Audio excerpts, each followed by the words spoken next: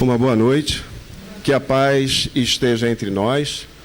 Hoje nós vamos, aproveitando o assunto da atualidade, falar sobre o Carnaval. A gente vai trazer aqui uma visão do Carnaval. É um assunto que ele está sendo esgotado nos ambientes de trabalho, nos ambientes familiares, na mídia, é rádio, é televisão. Quando chega perto dessa data, todos os holofotes, todas as atenções começam a se voltar para o Carnaval e parece que assim é a coisa mais importante do mundo e que todo mundo tem que se ligar, tem que ficar ali prestando atenção no Carnaval. Então a gente, às vezes até não querendo, participa de algumas situações boas, situações não tão boas, situações muito ruins, mas a gente não vive num centro espírita. O mundo não é um centro espírita. O mundo não é o nosso lar, onde a gente vive aqui. A gente está no planeta de prova e expiação. Então, nesse planeta de prova e expiação, a gente está sujeito a todos os tipos de estímulos que eles estão aí realmente para provar a nossa capacidade de evolução, de superar os estímulos ruins, de aproveitar os estímulos bons e aí fazer a nossa jornada de evolução. Então, a gente não tem que ter medo, de Carnaval, a gente não tem que ter preocupação de falar abertamente sobre Carnaval, a gente não tem que ter medo de mostrar que gosta de algumas coisas do Carnaval, e a gente não tem que ser aquele xiita radical que é só falar de Carnaval, que fala que é tudo ruim. A gente tem que estar atento para o que pode vir de bom, para o que pode vir de ruim, e se a gente prestar atenção no texto que foi distribuído hoje na entrada de Emmanuel, ele diz ali o que pode pegar e pegar feio para a gente no Carnaval. Se, por acaso, a gente se afastar daquele ensinamento que foi dado para a gente do orai e vigiai. Então ninguém precisa se esconder em casa, quem não gosta de Carnaval por conta disso. Não tem isso, não tem. A gente não tem que ter medo de encarar algumas coisas. As provações estão aí para a gente passar. Se a gente ficar escondido em casa, a gente não vai conseguir evoluir. Se a gente ficar recluso, a gente não vai conseguir. A gente está aí para ser provado. Agora, cabe a gente resistir a essas provações. E a gente só resiste a essas provações se a gente tiver consciência plena do nosso estado espiritual, próximo do estado espiritual de seres superiores. Porque é assim que a todo momento nos é ensinado, é assim que todo momento é passado para a gente. Então, a gente, nesse tempo, a gente vê todo mundo muito alvoroçado, começa aquela correria, o comércio é uma coisa louca. Se a gente vai no Saara, ninguém aguenta mais andar no Saara, é um atropelo, e todo mundo parece que tem que fazer aquilo, é obrigado, e aquela correria, aquela preocupação, aquela coisa, e os mercados, com aquelas filas, e todo mundo bota aquele monte de cerveja no carrinho, aquele monte de bebida, e aquela coisa, parece que o mundo vai acabar. E o mundo vai acabar realmente. Vai acabar para quem acha que o mundo é aquilo ali. Porque quarta-feira acaba. Então, a gente tem que se acostumar com isso. Primeiro, entender esse movimento. Por que esse movimento? Depois, não ter medo desse movimento. Quem anda com Jesus Cristo, quem anda com Deus no coração, não tem medo de assombração, já falava para a gente Luiz Vieira, o grande poeta cantador. Então a gente não tem que ter medo de assombração, porque a gente tem Deus, a gente tem Jesus Cristo no coração. Então a gente já sai aí na vantagem. Agora, procurar entender quem ainda não chegou, quem ainda está nesse sistema, e a gente não tem que condenar ninguém por conta disso. A gente tem mais é que aceitar e procurar não se levar por situações como essas que Emmanuel descreve nesse texto, que vão fazer a gente às vezes por conta de algumas horas ou de alguns dias que seja, vamos colocar essa palavra entre aspas, mas de extravasar nossas sensações, nossos sentimentos, às vezes passar por várias encarnações para ter que recuperar isso. Então aí é que está o cuidado. Então, se a gente quiser entender bacana mesmo sobre isso, tem uma uma entrevista no programa Transição, programa número 20, Transição. É só chegar lá no YouTube, botar programa Transição número 20, Divaldo Pereira Franco, Carnaval. A gente vai ver uma das palestras mais iluminadas, uma das entrevistas mais assim lúcidas sobre Carnaval, que é a fala do Divaldo Pereira Franco. E é por ali que a gente vai. É dentro desse pensamento, é dentro desse olhar que a gente vai.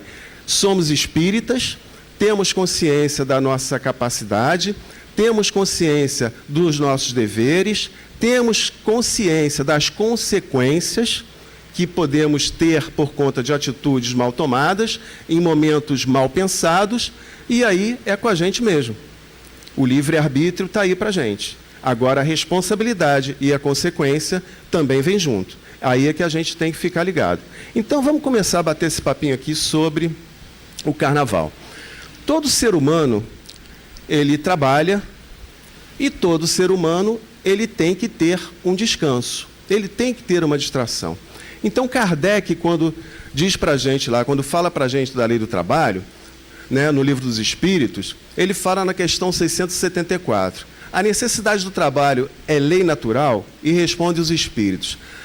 O trabalho é lei da natureza, por isso mesmo que constitui uma necessidade, e a civilização obriga o homem a trabalhar mais porque ele aumenta as necessidades e os gozos. Então, à medida que a gente evolui materialmente, à medida que a gente evolui, a gente tem mais acesso aos bens de consumo, à medida que a gente tem mais acessos às coisas que nos dão momentos de prazer, né, de diversão, a gente se vê obrigado a trabalhar mais, até para poder cobrir aquelas necessidades, né? Aquelas coisas que se tornaram para a gente necessidade. Aquela saidinha que a gente dá no final de semana, que é natural. Às vezes a gente tem um conforto maior em casa, que é natural, e a gente trabalha, nada mais justo do que a gente ter esse conforto adicional em casa. Até aí, nada demais. É natural que, à medida que a gente vá trabalhando e à medida que a gente vai evoluindo e vai querendo galgar uma situação de conforto melhor, isso não é problema nenhum. Desde que isso esteja sendo conseguido com o nosso trabalho, que a gente não esteja passando a perna em ninguém, que a gente não esteja fazendo nada demais para conseguir isso, beleza, a gente vai melhorando, é aquele melhorar de vida, né? A gente vai galgando as coisas, vai tendo as coisas. Agora, quando a gente começa a achar que a solução para a gente é perseguir a propriedade material, é perseguir as coisas materiais para a nossa felicidade, que as coisas materiais elas são indispensáveis e elas são fundamentais para a nossa felicidade, aí é que a gente começa a entrar numa estrada perigosa, que a gente começa a trabalhar mais, e aí quando a gente vê que o trabalho já não está dando mais, se a gente não tiver uma cabeça legal, a gente começa a procurar atalhos para chegar lá, para a gente poder ter esse acúmulo de coisas materiais. Mas vamos nos deter aqui hoje, até porque não é esse o foco da nossa conversa hoje, no trabalho.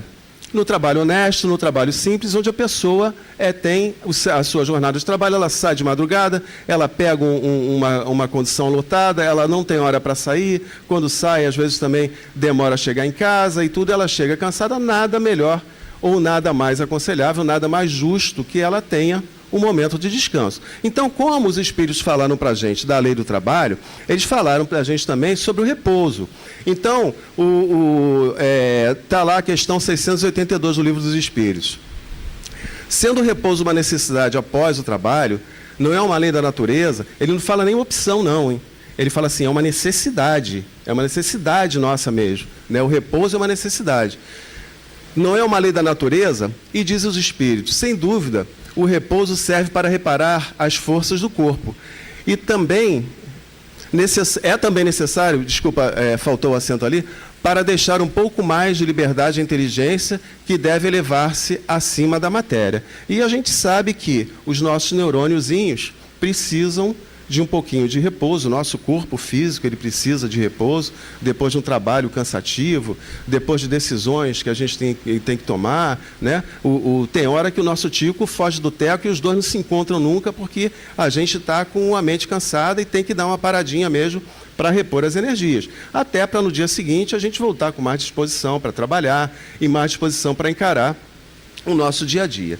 Mas até aí tudo bem, é normal que a gente tenha o repouso, é normal que a gente se distraia, mas onde é que fica isso com relação ao carnaval? Bom, no carnaval a gente tem, aí antigamente eram 3 dias, mas hoje começa na quinta-feira, né, que tem o Rei Momo e tal, quinta-feira, e acaba na outra quinta-feira, porque quarta-feira de cinza já não é mais cinza, porque sempre tem alguém que brinca na quarta-feira, né, enfim, uma semana, né? Então, uma semana que seria, assim, que para tudo, para as pessoas descansarem, para as pessoas brincarem teoricamente, para as pessoas se distraírem. Mas aí, onde é que a coisa pega? A festa é o momento em que o espírito tem a oportunidade de pôr para fora, não necessariamente o que ele tem de pior, mas as suas emoções mais profundas. Então, numa festa, a gente tem a oportunidade, né? E tem festas que a gente vai, são festas de aniversários, são festas de casamento, são festas de bodas, e que a gente se diverte verdadeiramente, e que a gente confraterniza, e que a gente brinca, e que a gente conversa, e nem sente a noite passar, e é uma confraternização, é uma verdadeira fraternidade ali. E a gente se diverte. Agora, nem sempre, né, a gente põe para fora o que tem de pior. Sendo que, como somos espíritos altamente imperfeitos, e por isso que a gente está aqui nesse mundo de antissistema, nesse mundo de prova de expiação, com carteirinha, retrato 3x4, impressão digital e assinatura, a gente guarda... a gente ainda é altamente imperfeito. E as nossas festas, quase sempre, explicitam emoções do tipo primário. Então, é aquela bebida que a gente toma mais e começa a falar besteira, começa a fazer besteira, chega em casa, ganha uma enquadrada da patroa, aí depois briga com a patroa também, porque quando ela não dá na hora, e dá muito justo, né? E a gente paga uns micos assim, sem necessidade por conta disso. Sendo que, às vezes, a gente pode ainda expor pessoas ou expor situações. Imagina, a gente convidado para uma festa, né, a gente toma todas e mais algumas, e, de repente, paga um vexame tremendo e estraga a festa daquela pessoa que gentilmente te convidou, carinhosamente. Para ser convidado para uma festa, é porque a pessoa tem muito carinho por você. A não ser nessas festas hoje que a gente bota na internet e, de repente, você vê um play de um prédio cheio de gente que você nem sabe de onde veio, tem que chamar a polícia e tudo, porque lota, porque é aquela convocação pela internet. É uma coisa completamente maluca, impessoal. Mas na casa da pessoa, quando ela te recebe, quando ela te convida, é uma demonstração de carinho muito grande. Então, no mínimo que a gente tem que ter é respeito, é consideração, é levar aquilo como uma honra de estar ali e fazer jus àquele convite, né? Mas a gente, quando está numa situação dessas, o ambiente, quando ele começa vamos dizer assim, a esquentar, quando ele começa a tomar rumos que não são os rumos normais de uma sociedade educada, de uma sociedade respeitosa, a gente tem que começar a se ligar. Nós, como espíritas, podemos ir tranquilamente, tá? Isso, pelo amor de Deus, gente, não sou eu que estou falando. A gente pode consultar o Divaldo, pode consultar a literatura espírita. Eu aqui não tenho permissão, nem tenho autoridade, nem o direito de falar nada que não seja dentro do que diz a doutrina espírita. Então, a gente pode ir normalmente a uma boate. O espírita pode ir a uma boate. Por que não? Agora, ele não tem que se comportar numa boate como se ele tirasse a capa de espírita, deixasse do lado de fora e entrasse para fazer tudo o que está ali. Agora, ele precisa ir? Se ele sabe que não é um ambiente legal, que está ali, ele precisa ir, nada impede de ir. Às vezes por educação até, um convite, uma festa, ele pode estar em qualquer lugar sem se contaminar. Está aí o ensinamento do nosso grande mestre. Ele não andava com os fariseus, ele não andava com os doutores da lei, ele andava com pessoas simples, ele andava com pessoas doentes, ele andava com prostitutas, e ele continua sendo o nosso guia e modelo. E se ele fez isso, ele disse que nós poderíamos fazer isso, por que não exercitar isso? Por que ter medo de encarar certos ambientes? Por que ter medo de estar em certos ambientes? A gente não tem segurança ainda, então a gente não deve entrar. Então a gente não deve ir. Mas se a gente tem essa segurança, se a gente tem essa certeza, e se a gente sabe que seguindo a lei do Mestre, que seguindo o mandamento do Evangelho, a gente se torna incorruptível na nossa moral, se torna incorruptível nas nossas ações, não tem absolutamente perigo nenhum. Pelo contrário, você acaba sendo uma referência porque é diferente de tudo que tem lá. Então, a gente tem que perder um pouquinho esse receio. É uma coisa que o mundo está aí, a gente tem que encarar, e a gente, com essa certeza e com esse domínio da nossa espiritualidade, a gente sabe que não precisa fugir de nada. A gente pode ir, porque junto com a gente está indo a imanência divina que está sempre dentro de nós. E sobre o carnaval, conforme os conceitos de Bezerra de Menezes, é a festa que ainda guarda vestígios da barbárie e do primitivismo, que ainda reina entre os encarnados, marcado pelas paixões do prazer violento. Se a gente pegar a história do carnaval, o carnaval não é uma coisa brasileira, o carnaval não é uma festa brasileira, o carnaval não é uma coisa agora moderna. A origem do carnaval ela remonta lá dos tempos da antiguidade. A gente tinha na Grécia, por exemplo, na Grécia clássica, os bacanais, né, que eram as festas dedicadas a Baco ou Dionísio, que era o deus do vinho. Eram festas regadas a vinho, a orgias sexuais. E era uma tradição. E era tão gritante, que ela teve que depois ser confinada em teatros, porque a polis grega, que as cidades, né, elas já estavam sendo muito influenciadas por conta desses bacanais. Então, eles foram reduzidos a espaços limitados, porque já estavam influenciando na cidade. A gente pode fazer uma comparação hoje com os trios elétricos em Salvador. Imagina aquele monte de pessoas, 1,5 milhão de pessoas na rua, atrás de um trio elétrico, sem condição de higiene. Imagina 1,5 milhão de pessoas para fazer xixi. Não tem jeito. Não há banheiro químico, não há estrutura que comporte.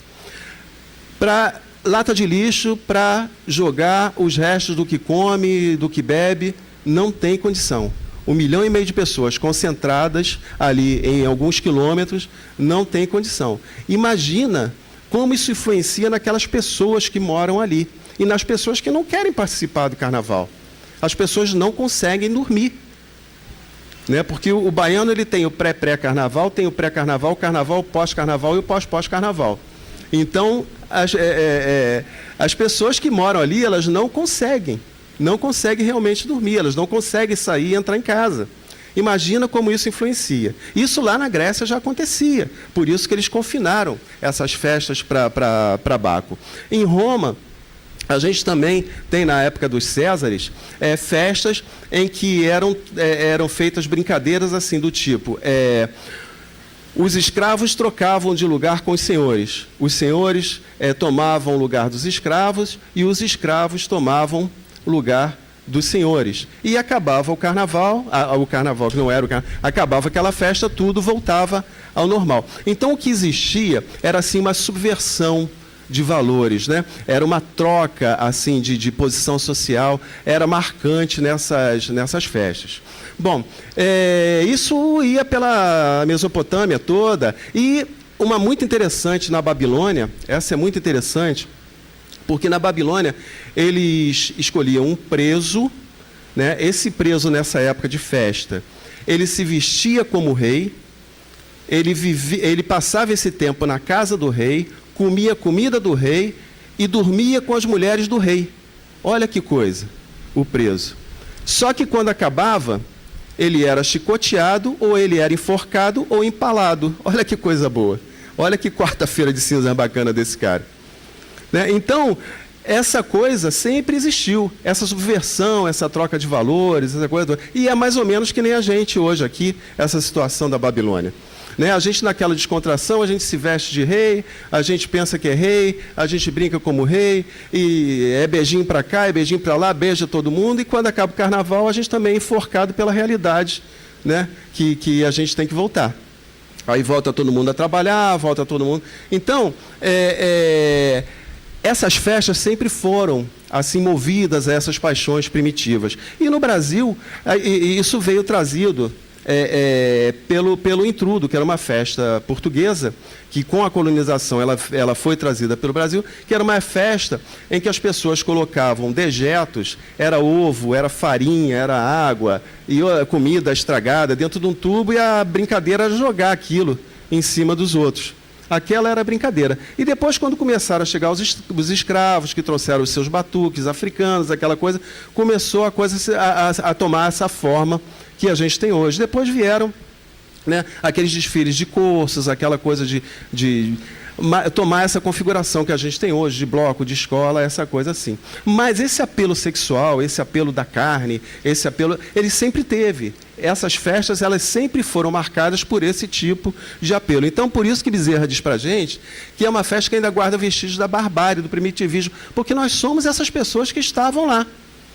Nós estamos aqui reencarnando justamente para fazer esse nosso processo de limpeza. Nós estamos aqui tendo a oportunidade de modificar o que a gente já fez lá atrás. Então não tem sentido a gente cair nessa cilada de novo. A gente cair nessa armadilha de tudo vale, a carne nada vale, e vamos nessa, e vale tudo. E aí depois, cara? E depois quando voltar à realidade, quando voltar ao normal? Porque eu não devia ter feito isso no carnaval. Meu Deus do céu, era carnaval, eu me perdi, eu não devia ter feito isso. E agora? Tem problema não. Encarna mais umas 4, 5, 6 vezes, 10 vezes. Aí você corre atrás disso. E cuida para não fazer mais, que tem outros carnavais aí. E cuida para não fazer mais. Então é isso que a gente tem que ficar ligado. É nesses vestígios de barbárie do primitivismo, né, a gente tem que ficar ligado para não entrar nessa armadilha. Aí que a coisa começa a ficar, vamos dizer assim, bacana da gente entender, porque no momento que a gente consegue fazer isso, a gente entende que a gente já passou por essa fase. Então a gente já pode, é tipo videogame, a gente já pode ir para outra fase que essa a gente já passou tranquilamente.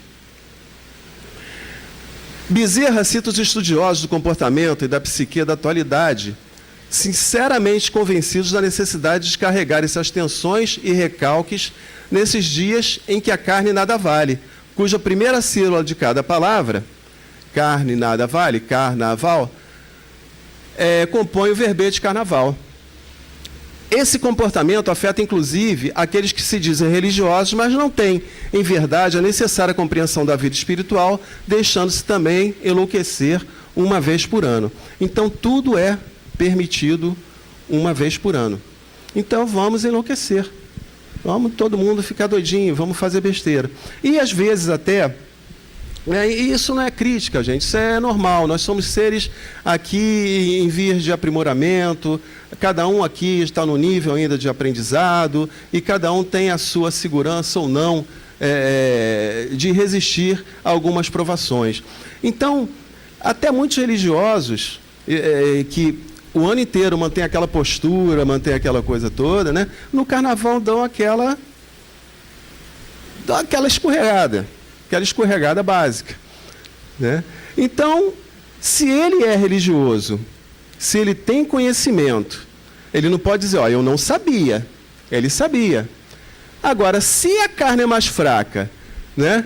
Tipo, a carne é fraca, mas vai lá, mas a consequência é forte.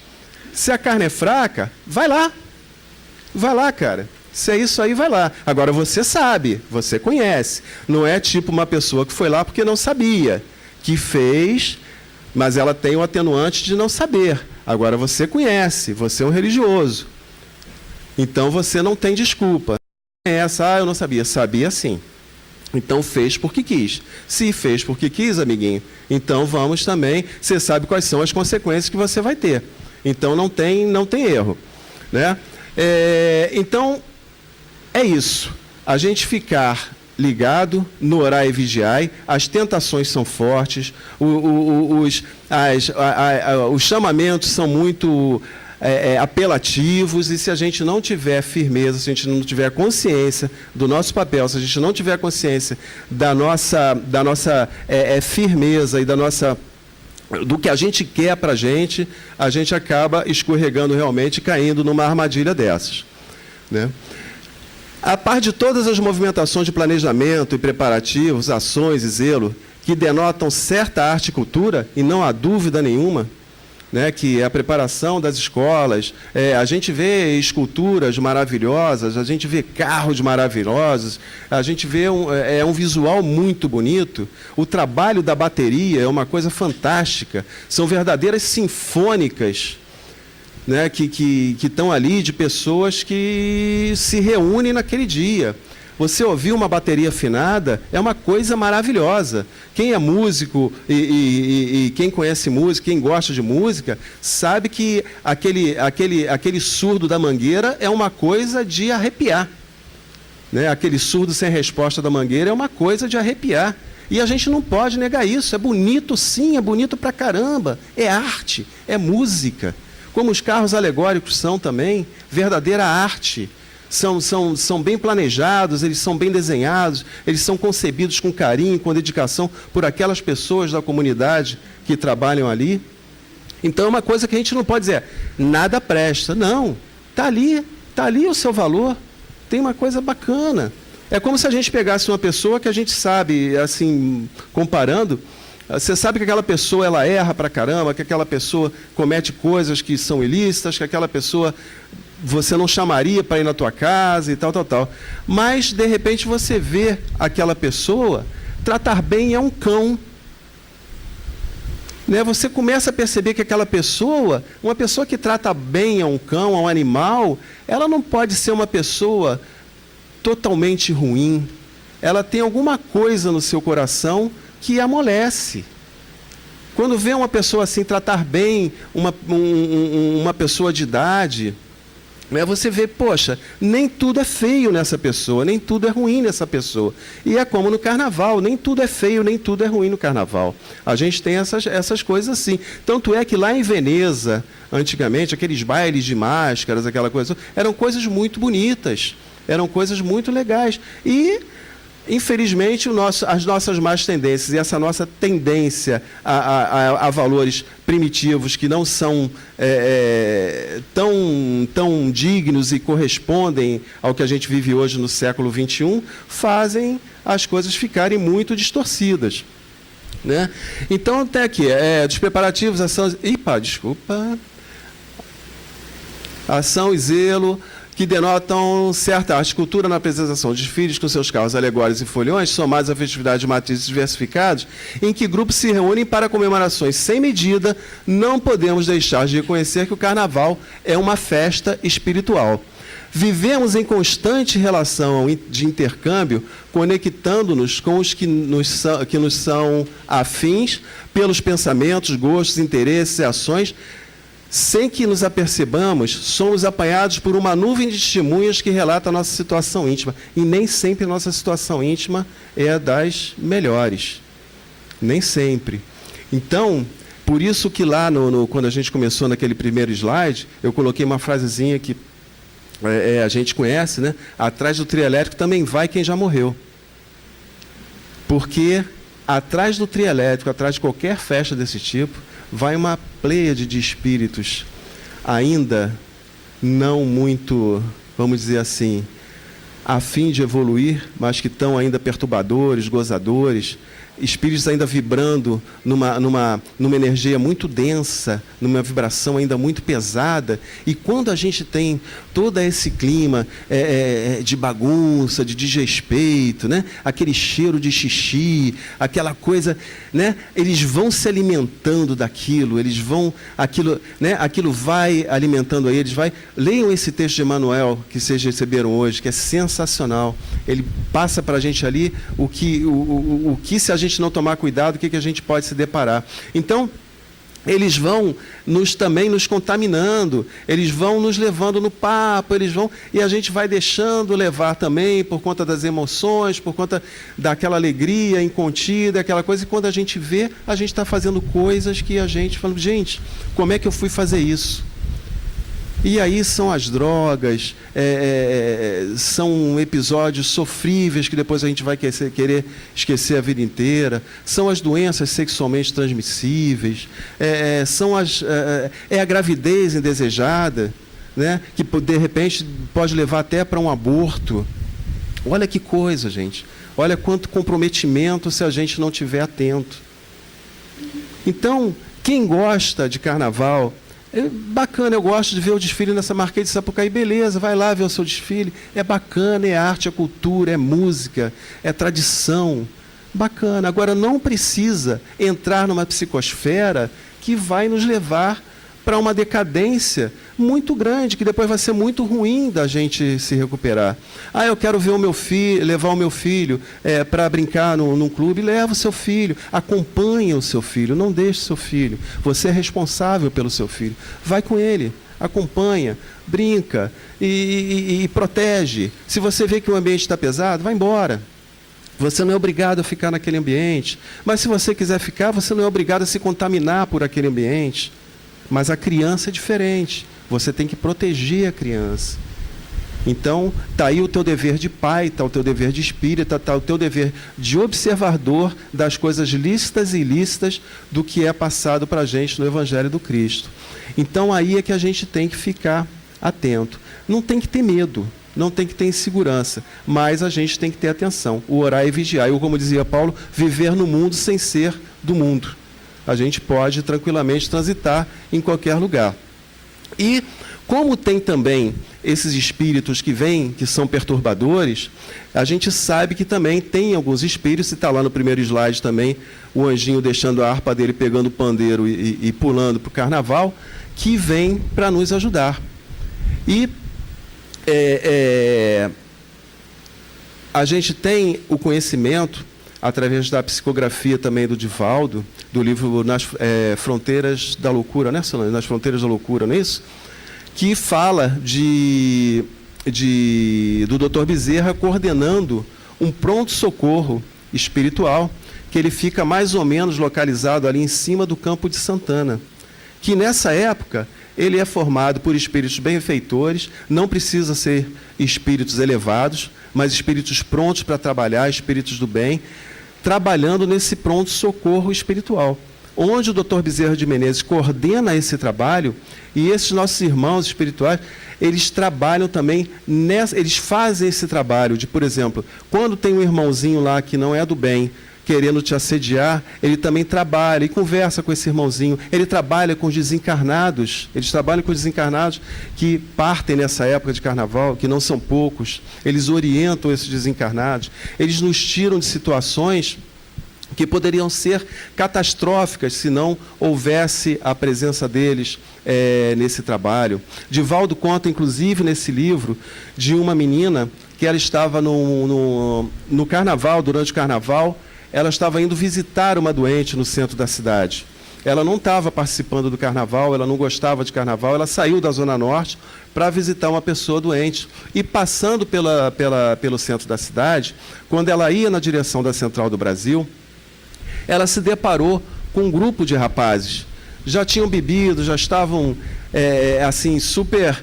com adrenalina, com a flor da pele, com tudo ali, aquele grupo, que geralmente as pessoas em grupo, elas são valentes, elas fazem tudo, geralmente elas sozinhas, elas se acovardam, elas não têm coragem de fazer o que elas fazem em grupo, e estavam lá com esses rapazes em grupo, e viram a menina sozinha na rua, e resolveram que atacariam a menina para estuprá-la. E quando eles se prepararam para essa ação, ela pediu socorro ao alto e diz para a gente, o Divaldo, nessa psicografia, que o próprio Dr. Bezerra de Menezes foi atender ao pedido de socorro dessa menina. Quando ele viu aquela situação, ele imediatamente interferiu para uma viatura da Polícia Militar que estava próxima. O motorista cismou ali na hora que ia mudar o seu percurso. Quando ele mudou o percurso, ele passou justamente no momento em que os rapazes já estavam prontos para atacar a menina. Então, eles prenderam alguns rapazes, outros fugiram, e, como é de praxe do policial, pediram para ela dar queixa. Ela disse que não queria fazer aquilo, ela queria ir para casa, que ela estava assustada, estava cansada, e eles levaram essa menina até a Central do Brasil. Ela pôde pegar o trem e ir para casa a salvo, graças a esse socorro prestado pelo próprio Dr. Bezerra de Menezes. Então, se a gente se encontrar, por acaso, numa situação dessas, nós temos aí como recorrer, nós temos a quem recorrer. Podemos pedir, sim. Eles estão aqui para isso, o trabalho deles é esse. Eles vêm aqui para nos ajudar, eles vêm aqui para nos atender. Então, não precisamos ter medo de nada. Não precisamos temer, não precisamos... numa situação dessa de perigo, a gente sabe que não está desamparado e não está sozinho. Então, da mesma maneira que a gente tem nuvens tempestuosas de espíritos gozadores, de espíritos ainda querendo nos arrastar, nós temos também uma pleiade de espíritos do bem que estão aqui para nos ajudar. Agora, muita atenção, porque a gente abrindo a guarda, existe também o perigo desse espírito que faz essa obsessão da gente no carnaval e que puxa a gente para fazer coisas que não são legais durante o carnaval. Dependendo do tratamento que a gente der a ele, ele pode gostar de ficar com a gente. E aí, ele fica mesmo, porque ele se identifica, viu que chegou aí a gente... aceitou, e aí ele começa a brincar com a gente. E aí ele fica realmente. Ele se identifica, ele se acomoda, e aí começam os trabalhos de sucessivas obsessões, e depois a gente tem que fazer um tratamento mais cuidadoso, a gente tem que fazer um tratamento mais profundo dessas obsessões, por causa de uma brincadeirinha de carnaval. É como dizia Jesus, se 7 espíritos saem do mal, saem de casa para procurar um outro espírito, quando eles retornam, se a casa estiver limpa, não há problema algum. Mas se a casa estiver desorganizada, serão 8 trabalhando. Então, a gente tem que ter muito cuidado. A gente tem o orai e vigiai sempre com a gente. Acha bonito ver o desfile? Vai ver o desfile. Acha bonito levar o seu filhinho para brincar? Vai brincar num clube, vai, não tem problema nenhum. Agora, orai e vigiai, sempre. Não cabe análise sob a ótica de proibições ou cerceamentos de vontade. A gente sabe que a gente tem o livre-arbítrio, a gente sabe que a educação não se faz pela punição e nem pela proibição. A gente se faz pela... A educação, ela se faz pela orientação, ela se faz por educar realmente, no próprio sentido, e orientar as pessoas. É muito interessante, isso o Divaldo fala também nessa entrevista, que a primeira coisa, quando você chega no aeroporto, quando você chega na rodoviária e tal, nessa época vem uma pessoa te entregar uma camisinha. Né? Então, assim, assumidamente, o carnaval não é para brincadeira, não é para diversão. Assumidamente, o governo já assumiu, por isso que ele distribui camisinha, que o carnaval é para o sexo à vontade. Por isso ele está distribuindo camisinha. Então, se ao invés de ele distribuir camisinha, diz para a gente Divaldo, se ele distribuísse apostilas ou livretos de educação sexual, se muito pelo contrário, se nos lares fosse feita essa educação, para a gente não ter medo que os nossos filhos vão para a rua e caiam nessa cilada. Então, esse trabalho tem que começar em casa. Então, não precisa ninguém na rua oferecer camisinha para a nossa filha ou para o nosso filho. Ele já passou disso. Ele já sabe que carnaval para ele não é isso. Então, essa educação, ela tem que vir primeiro de casa. Depois ela tem que passar pelo governo. Não é essa coisa, eu não consigo segurar mesmo, então vai lá. Protege. Protege e fica à vontade. E você vê, às vezes de noite, as pessoas no meio da rua em atitudes que cá para nós. Né? Agora, no carnaval, tudo é permitido. É permitido sim. Agora, segura a barra, filhinho, depois, porque a consequência é pesada pra caramba. Então, não cabe análise sob ótica de proibição ou cerceamento, não. Todos somos livres para fazer as escolhas que julgarmos convenientes. Porém, não podemos nos esquecer de que igualmente somos responsáveis individual e coletivamente pelas opções definidas em nossa vida. Porque, às vezes, a gente se dá mal sozinho.